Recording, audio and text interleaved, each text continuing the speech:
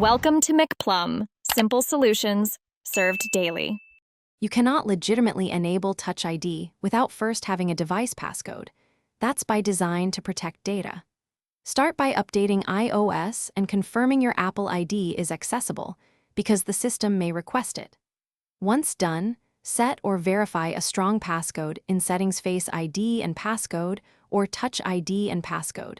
This is required to register fingerprints and to recover biometric access. Make a quick backup so you can restore settings if anything goes wrong during setup. Now register your fingerprint step by step. Open Settings, choose Touch ID and Passcode, and enter the passcode you created. This authorizes changes.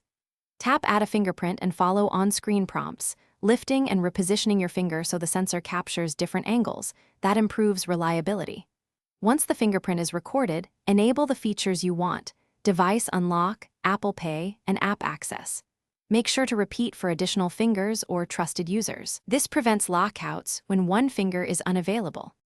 Finish by testing Touch ID across common tasks. Unlock the phone, authenticate purchases, and open secured apps. If recognition fails, re-record that fingerprint with slightly different placements to improve coverage.